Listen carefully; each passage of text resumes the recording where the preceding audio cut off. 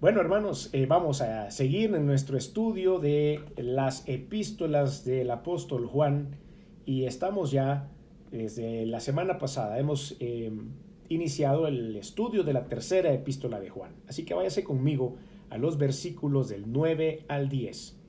Tercera de Juan, versículos del 9 al 10. Y dice la escritura: Yo he escrito a la iglesia, pero Diótrefes, al cual le gusta tener el primer lugar entre ellos, no nos recibe.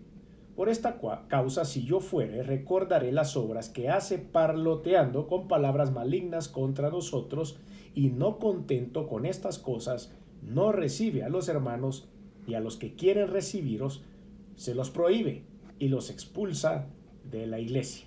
Pareciera mentira que en esa época hubieran personas como él. Pero bueno, a manera de introducción, le hago una consulta. ¿Se ha usted encontrado alguna vez en su peregrinar de la vida, tanto ministerial como en la vida profesional o en la vida familiar, con obstáculos, con personas dentro de la iglesia o de la institución donde usted trabaja, que en lugar de apoyarle, que en lugar de extenderle el brazo cuando más lo necesita para crecer, para desarrollarse, para salir adelante, le han extendido el brazo pero para hundirlo más? Que esas cosas le han producido desánimo o tal vez han traído el deseo de querer dejarle de servir a Dios, a algún ministerio, a la iglesia, o le han traído ganas de renunciar al trabajo, a ese proyecto que en un momento dado usted sintió que Dios le había permitido. eh, Quizá haya dicho ya no serviré más o ya voy a retirarme de esto. Pues yo quisiera decirle en esta oportunidad que los diótrefes, como esta persona que hemos mencionado en esta porción de la Biblia, no detengan su servicio, que no estorben los planes de Dios para su vida, que los deseche de su camino y que siga adelante haciendo lo que está haciendo. No vamos a permitir que estas personas egoístas se nos atraviesen por el camino y nos hagan tropezar. Si Dios tiene planes perfectos para su vida, se van a desarrollar, aunque haya otras personas que no les guste la idea o que se sientan celosos porque a usted le está yendo bien. Hay también algunos compromisos que hemos hecho con Dios en algún momento. Nos hemos comprometido a servirle, nos hemos comprometido a poder apoyar el ministerio, por ejemplo, en algunos casos, o también hemos sentido de parte de Dios que el trabajo que tenemos, la institución para la que trabajamos, esas puertas las abrió Dios. Quiero recordarle que también Dios en algún momento puede variar nuestro plan de vuelo, variar nuestros planes, nuestra ruta a seguir. Es por eso que tenemos que estar siempre en contacto con Dios, en todo momento, para saber si Él nos está mandando cambiarnos de lugar o nos está entrenando para poder soportar a personas como Diótrefes. Y yo estoy seguro que usted en algún momento va a comparar a esta persona con alguna persona de la vida real y usted le está poniendo rostro, nombre y apellido. Diótrefes. Vamos a estudiar un poquito acerca de él en esta oportunidad. Entonces, ¿qué me dice usted de la vida diaria? Voy a repetir una vez más el texto base para que entonces vayamos entrando en el contexto de lo que el apóstol Juan estaba escribiendo. Y le dice, tercera de Juan, recuerde usted que empieza hablándole al anciano Gallo. Eso lo vimos la semana pasada. Empezó hablándole, la epístola está dirigida a un hombre de Dios al que él llamaba el anciano Gallo, que era muy querido por Juan. Entonces dice, yo he escrito a la iglesia, le dice a este hombre, pero Diótrefes, el cual le gusta tener el primer lugar entre ellos, no nos recibe. Hay personas que son así, territorialistas, no quieren que nadie llegue y les estorbe los planes que están ejecutando. Por esta causa, si yo fuere, recordaré las obras que hace parloteando con palabras malignas. Me da risa cuando leo este tipo de cosas y puedo ver a el apóstol Juan repitiendo estas palabras, parloteando con palabras malignas contra nosotros, y no contento con estas cosas, no recibe a los hermanos, y a los que quieren recibirlos se los prohíbe y los expulsa de la iglesia. ¿Se da cuenta de lo que este hombre hacía? Pero bueno, lo que podemos aprender de esta epístola, de esta porción de la epístola de Juan, es que a pesar de la oposición de este personaje, Juan continuó solidificando en la doctrina tanto a Gallo, a quien le estaba escribiendo la epístola, como a todos aquellos que hoy tenemos la oportunidad de leer esta carta. el apóstol Juan no se amedrentaba solo porque tenía a un hombre como este haciéndole la vida imposible o queriendo estorbar los planes perfectos que Dios tenía para él. Y esa es la actitud que debemos tomar. Y para eso hemos orientado este mensaje, el cual hemos titulado que los diótrefes no te detengan en el servicio. Que los diótrefes no te detengan en el servicio. Sigamos adelante. Enfoquémonos para cumplir los propósitos de Dios en nuestra vida. No permitas tropiezos. Si ustedes me preguntan a mí personalmente, he encontrado muchas personas de estas en el mundo. Y en algunas ocasiones, el mismo Dios soberano, con estas cosas que Él hace que sobrepasan el entendimiento, se ha encargado de quitar a esas personas de en medio.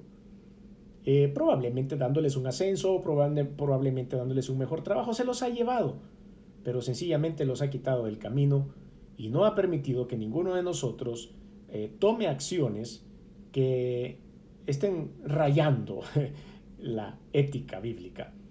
Y Dios toma el control. Y eso es lo que tenemos que hacer. Pero cuando estas personas han desaparecido, o se han ido, o se han esfumado, o lo que sea, han dejado una buena enseñanza. A veces Dios usa a estas personas para darnos una enseñanza. La primera de ellas es la paciencia. La segunda de ellas es la fe. La tercera de ellas es saber esperar en Dios. Todas estas cosas se llevan a cabo cuando enfrentamos a este tipo de personas en nuestro camino. Es por eso que a pesar de la oposición, Juan continuó haciendo esto. Bueno, ¿qué podemos aprender? La primera cosa que podemos aprender de Juan es que su resiliencia en la obra le permitió ver frutos. ¿Qué es esta palabra resiliencia? La he utilizado en varias ocasiones a lo largo de estudios bíblicos o de predicaciones y es la capacidad de adaptación de un ser vivo frente a un agente perturbador o un estado o situación adversos. También es la capacidad de un material, mecanismo o sistema para recuperar su estado inicial cuando ha cesado la perturbación a la que había estado sometido. Estos conceptos los puede usted encontrar en el diccionario en línea de la Real Academia de la Lengua Española. Pues Juan, en esta epístola, hace algo como esto. Y usted y yo, en nuestra vida, hemos desarrollado esto y probablemente lo vamos a tener que seguir desarrollando porque van a seguir apareciendo este tipo de personajes en el camino. Juan, a pesar de la oposición de este hombre, Diótrefes, continuó instruyendo en la sana doctrina a la iglesia. Ejemplo de ello es toda esta epístola. La tercera epístola de Juan es un ejemplo de cómo Juan seguía instruyendo, no le importaba si él estuviera de acuerdo o no lo estuviera, y de esta manera seguía instruyendo a la gente. Lo describe una y otra vez en esta porción que estamos analizando. Juan también, haciendo uso de la resiliencia, a pesar de la oposición de este hombre, pudo ver a los hijos de la fe, a los hijos en fe, andando en la verdad. Y esto lo podemos ver también en esta misma epístola. Unos versículos antes, en el versículo 3 y 4, dice: pues mucho me regocijé cuando vinieron los hermanos y dieron testimonio de tu verdad, de cómo andas en la verdad. No tengo yo mayor gozo que este, que oír que mis hijos andan en la verdad. Pues esto es lo que estaba diciendo, y Diótrefes estaba ahí cerca del anciano Gallo. Pero el hecho de que Juan seguía enseñando la sana doctrina de Jesucristo había provocado que estas personas que estuvieron en el momento de la organización de esta iglesia seguían caminando en la verdad. No hay que menguar. ¿Qué es lo primero que nosotros tenemos que aprender con respecto a el apóstol Juan enfrentando a esta persona? Es que no debemos menguar. Van a haber tropiezos. Debo decir que está pasando por su mente algo que también pasó por mi cabeza en el momento de preparar este estudio, y es: Señor, pero ¿qué tal tú estás enviando a una persona como este o como esta para poder hacerme cambiar el rumbo porque estoy haciendo las cosas equivocadas? La respuesta siempre va a ser la misma. La respuesta está en la oración. Cuando nosotros tenemos una sana relación con Dios y una sana comunicación con Dios, Él de alguna manera nos va a hacer saber que el Diótrefes que estoy enfrentando en mi vida tiene un propósito específico, que es hacerme retroceder de los caminos equivocados en los que me estoy dirigiendo. O también el Señor va a usar una de estas personas para hacerme cambiar el rumbo que estoy llevando, porque Él sencillamente quiere que hoy trabaje en otro lugar, o me dedique a otra cosa, o sirva en otra parte del ministerio. Pero todo eso lo voy a ir a buscar en oración. Dios siempre confirma. A veces se tarda un poco, pero a veces las señales son claras. Es por eso que, así como lo hacía el apóstol Juan, que nosotros podamos decir, ¿saben qué? Yo opino que aunque Diótrefes me esté ahí haciendo pedazos la vida, tengo que aprender por qué. ¿Por qué me está pasando lo que me está pasando? Y ir en oración y encontrar en la palabra de Dios esto. ¿Vieron cómo entonces el apóstol Juan primero felicita a Gallo, a todo el equipo, a toda la iglesia de este lugar donde están escribiendo, y se da cuenta de que la palabra está avanzando? Ahora tenemos este tiempo de participación, el primero de este estudio. ¿Te has encontrado tú con Diótrefes en tu vida ministerial o en tu vida profesional? Esa es la primera interrogante. ¿Cuál ha sido tu respuesta o reacción ante la oposición de estas personas y por qué? ¿Cómo hemos reaccionado ante estos desafíos? Probablemente carnales.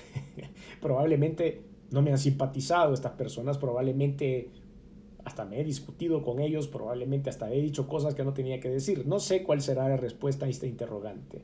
Cada uno de nosotros tiene una experiencia distinta, pero cualquiera que ésta sea, a continuación vamos a aprender de que hay al menos una manera en la que yo puedo combatir las luchas que tengo contra este tipo de personas. Ahora, en la Biblia también podemos encontrar que el apóstol Juan no fue el único que enfrentó este tipo de personajes. De hecho, estamos hablando acerca de la iglesia cristiana primitiva, es decir, los primeros años de la iglesia cristiana. Y en esa oportunidad, por supuesto que habían muchas personas que estaban en contra de que se predicara el evangelio de Jesucristo. Y aún dentro de la misma iglesia, dentro de la misma familia de Dios, como en muchas ocasiones sucede, dentro de la iglesia hay ataques, hay personas que se comen los unos a otros, hay envidia. Hay un término muy de liderazgo cristiano que se llama el celo ministerial. El celo ministerial existe, es una cosa real. Y es aquellos celos que sienten servidores entre unos y los otros. Cuando a un servidor le está yendo súper bien en los trabajos que le hayan asignado dentro de la iglesia o en los trabajos que se le hayan asignado para el servicio a Dios, hay personas que tienen celos sobre eso, empiezan a hacer chambres. Pareciera que no estamos en la iglesia, sino que estamos en un estadio, en un centro social o en cualquier otro lugar, menos en la iglesia. Hay ataques directos solo por envidia. Entonces está esto que se llama celo ministerial. He aprendido en los últimos años a que nosotros como servidores de Dios debemos enfocarnos siempre en Jesucristo. No debo enfocarme en nada ni en nadie más. No me importa si la persona que está al lado mío le está yendo mejor en el ministerio, o tiene su iglesia más llena, o tiene un grupo más grande, o transmite en más plataformas, o tiene más seguidores. Eso no me debe de importar. Lo que me debe de importar es cumplir la voluntad de Dios, porque sirvo a Dios, sirvo a Jesucristo. Es al único que le tengo que dar cuentas, si quieren verlo desde ese punto de vista, de los resultados del ministerio. Entonces debo de enfocarme, debo hacerlo bien, debo hacerlo con diligencia. Como dice la palabra de Dios, y todo lo que hagáis, hacedlo como para el Señor y no para los hombres. Porque a Cristo el Señor servimos. Entonces, estar enfocados en las actividades que hago incluyen el hecho de no estarme comparando con nadie y no permitir que estas personas empiecen a estorbar las cosas que hago para Dios. Entonces vamos a estudiar otros hombres que encontramos en la Biblia, otros actores bíblicos que también fueron piedra de tropiezo para otros líderes en la iglesia. El primero que queremos compartir con ustedes se llama Himeneo. Vamos a oír algunos nombres así un poco especiales. El primero de ellos, Himeneo. Este fue un hombre llamado Himeneo, del griego Humenaios, así se escribe su palabra en griego, que viene de otra palabra derivada, humen, que significa Dios de ceremonias nupciales. Eso significaba el nombre traducido, Himeneo. En la apostasía de este hombre llegó a ser un oponente de la fe cristiana después de haber servido a Jesús. Y según el apóstol Pablo, Himeneo desechó principios de la fe y de la conciencia y muchos colapsaron espiritualmente por seguirlo a él o por escuchar las cosas que él decía. Podemos ver en Primera de Timoteo capítulo 1, versículos del 19 al 20, lo que dice el apóstol Pablo. Primera de Timoteo capítulo 1, versículos 19 al 20. Manteniendo la fe y buena conciencia, desechando la cual naufragaron en cuanto a la fe algunos. Imagínese usted esto, claro, lo ponemos aquí un poco poético, pero náufrago en la fe. Qué feo que le digan a uno así, náufrago en la fe. En la cual naufragaron en cuanto a la fe algunos, de los cuales son Himeneo y Alejandro, a quienes entregué a Satanás para que aprendan a no blasfemar. Entonces, ¿qué es lo que encontramos acá? Que estos dos personajes, Himeneo y Alejandro, lástima por el nombre de Alejandro, a quienes entregué a Satanás para que no aprendan a no blasfemar. Es decir, lo que ellos estaban haciendo era blasfemar el nombre de Dios, porque si lo que está diciendo el apóstol Pablo es que aprendieran a no blasfemar era porque estaban blasfemando. Eran líderes, eran personas que conocían la palabra de Dios, eran personas que hablaban acerca de Dios y empezaron a blasfemar el nombre de Cristo.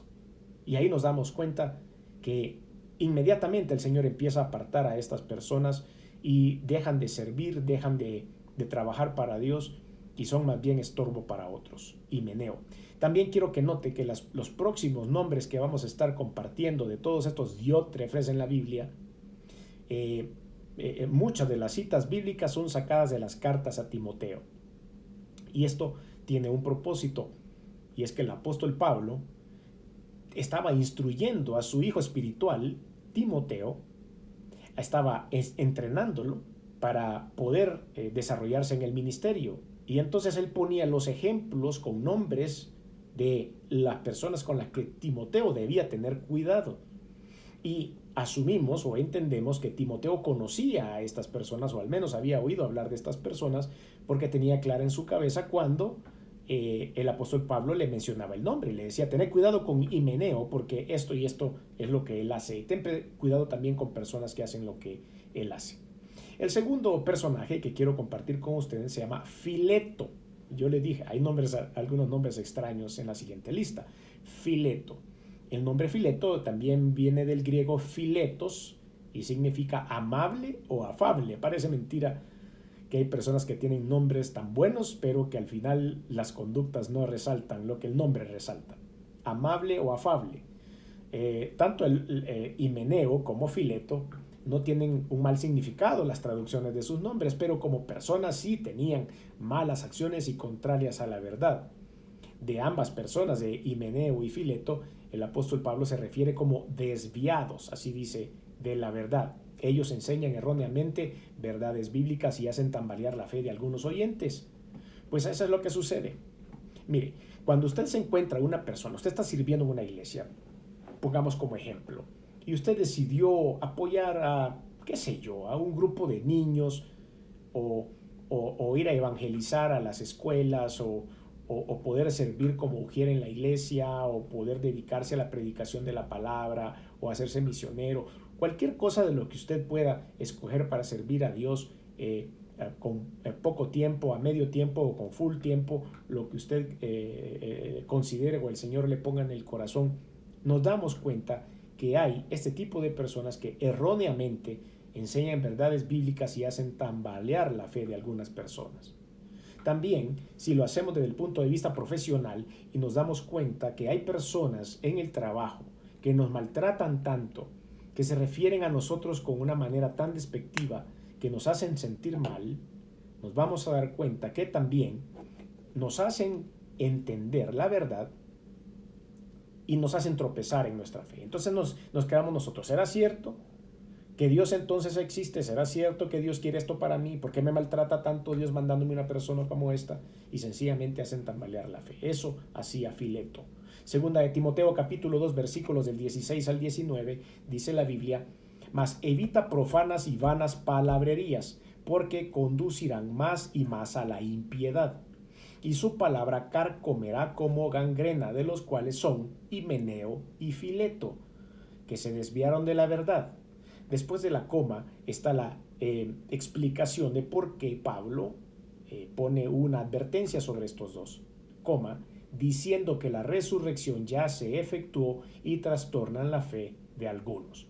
Estaban en ese momento entrando en la doctrina bíblica y estaban poniendo en duda el arrebatamiento de la iglesia, la próxima venida de Jesucristo, e inventaban doctrinas erróneas que hacían confundir la fe de las personas.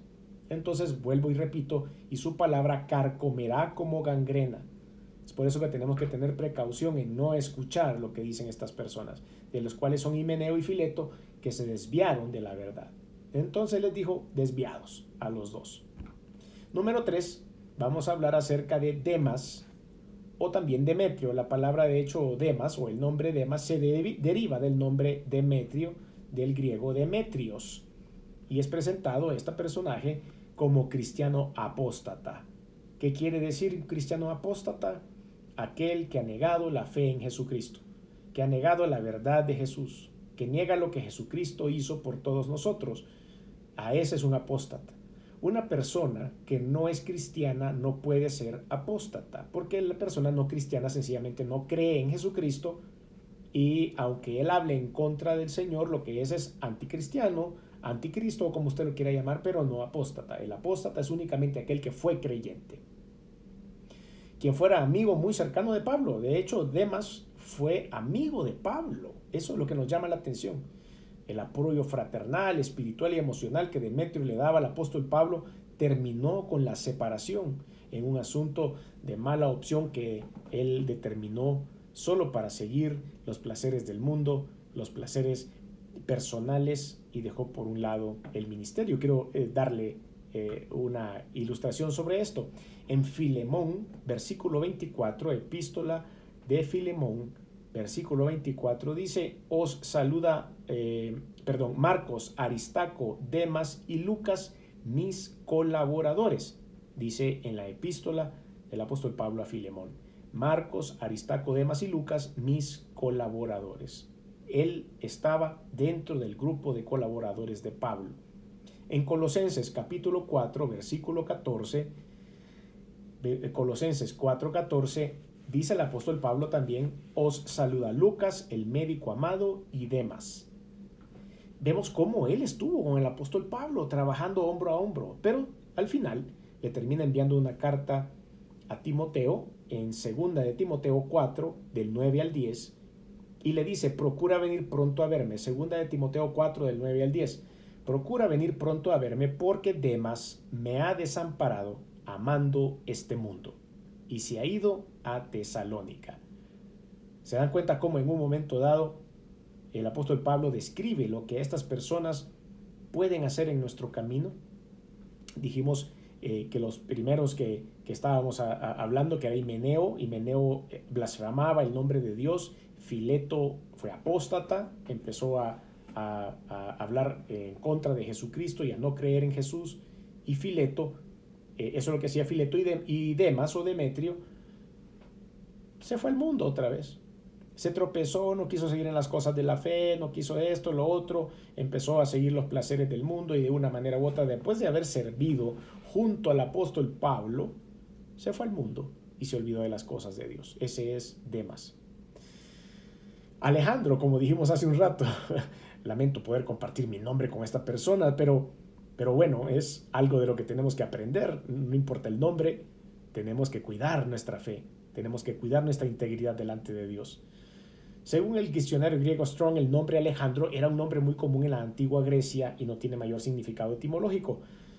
En las Biblias en castellano se menciona a Alejandro junto a Himeneo, y luego se hace una referencia específica de lo que define como apóstata también a este hombre. Se dice que Alejandro era un herrero, trabajaba el hierro, y de alguna manera fue cercano e influyente con la gente que estaba alrededor del apóstol Pablo. Una vez más vemos cómo la gente cerca del apóstol estaban cayendo también.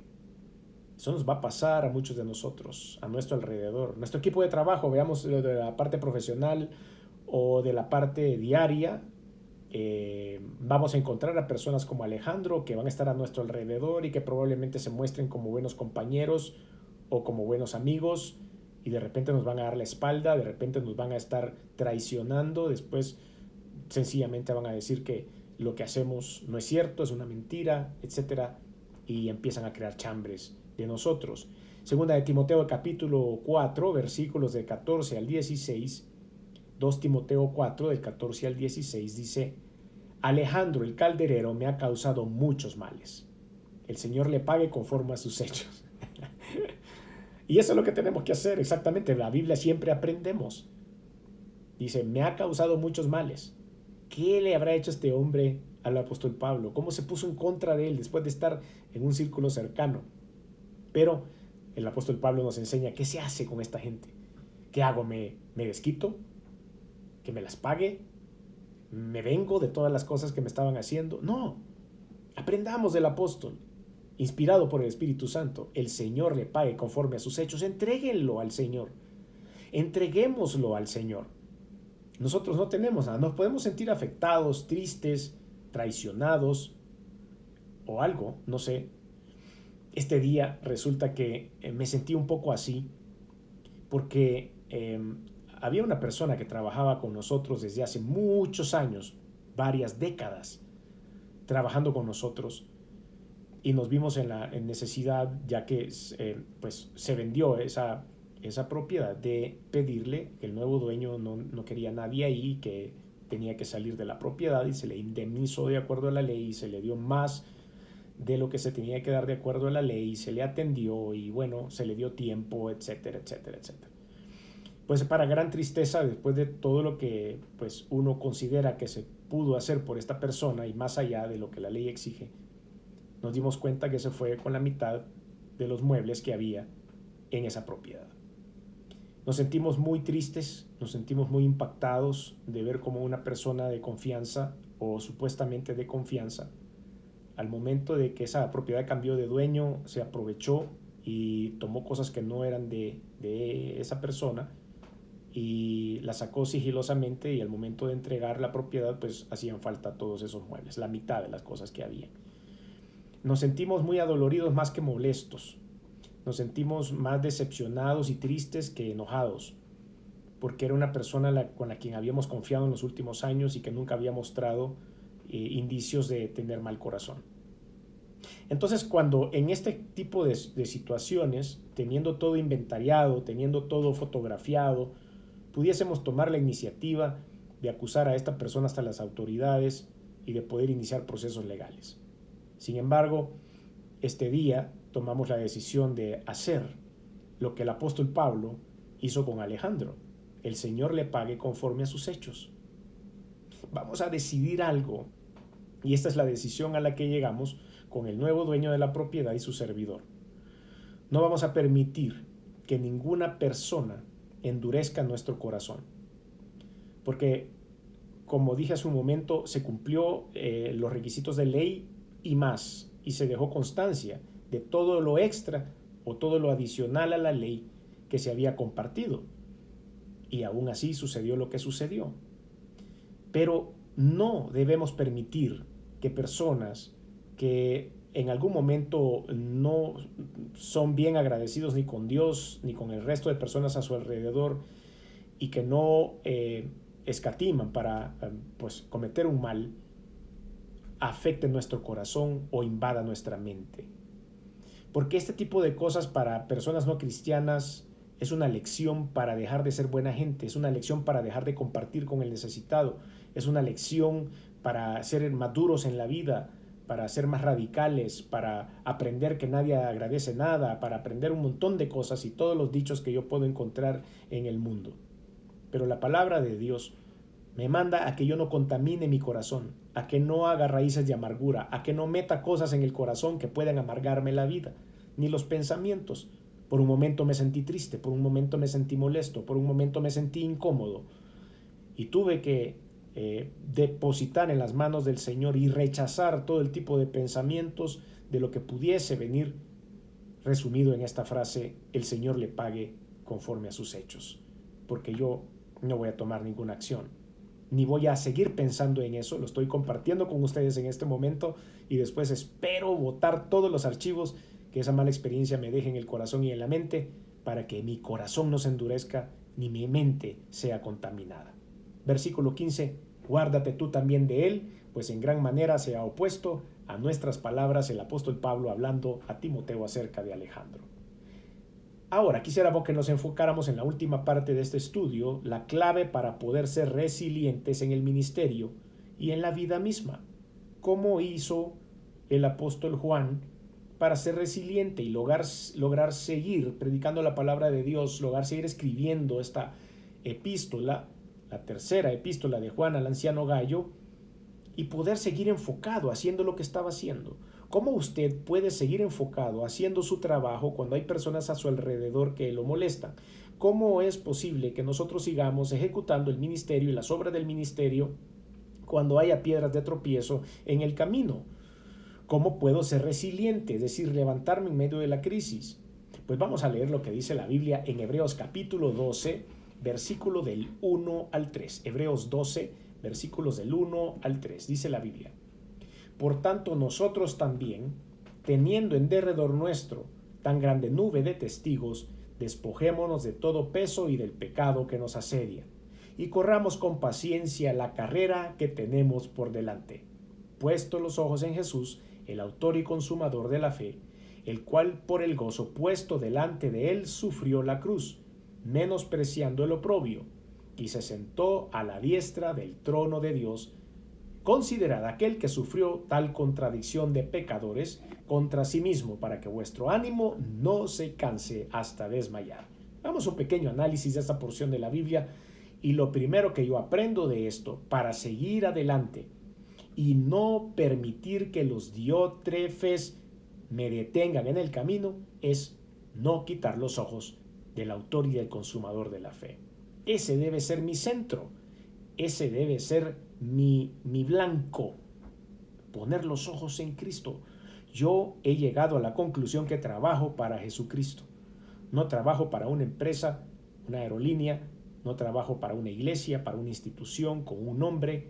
Trabajo para Jesús, donde quiera que ande. Y cuando yo tengo ese enfoque, entonces empieza a crecer mi fe y puedo enfrentar con tranquilidad.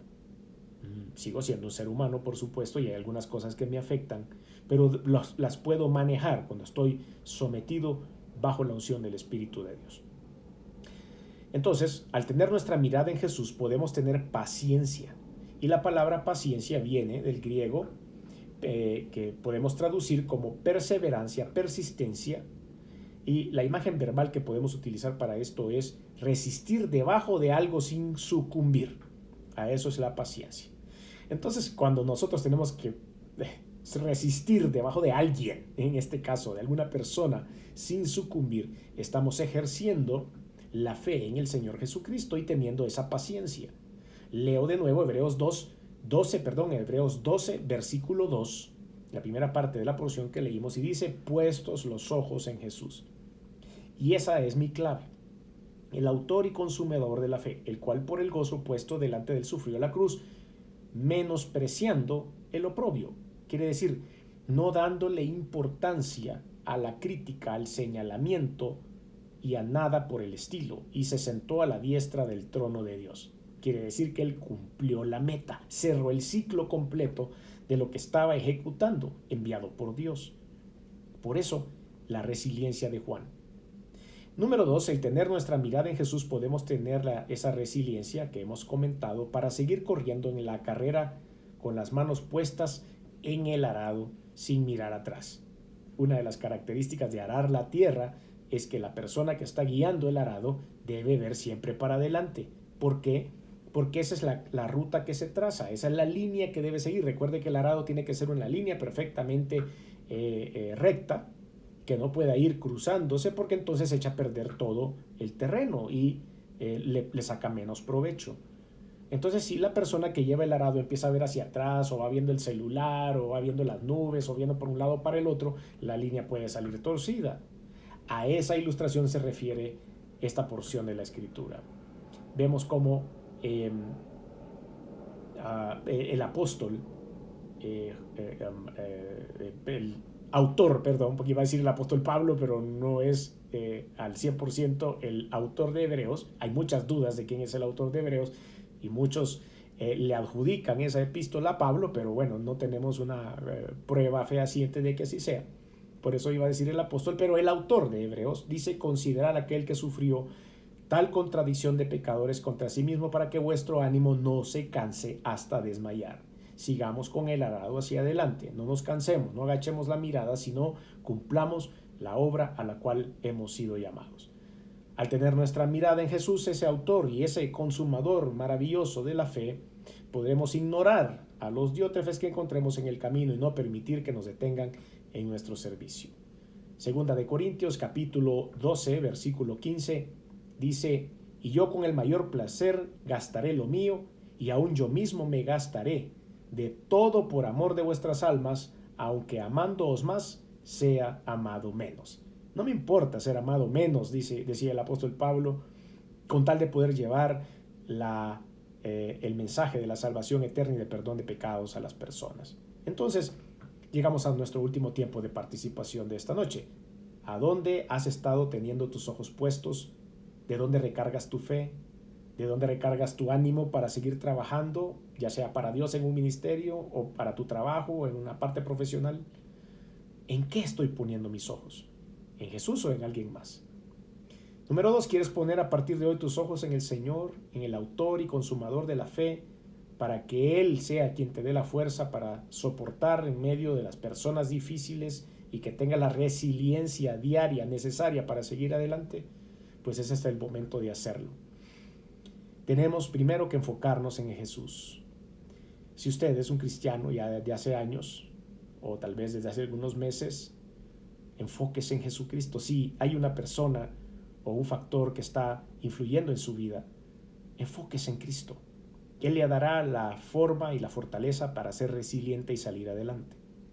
Y si usted es primera vez que se conecta con nosotros, primero queríamos saludarle y darle la bienvenida, pero también queremos instruirle para que pueda aceptar al Señor Jesús como Salvador y decir: Señor, sí quiero enfocarme en ti, porque he encontrado personas en el mundo que me hacen la vida imposible y en un tiempo como hoy necesito conocer más de ti.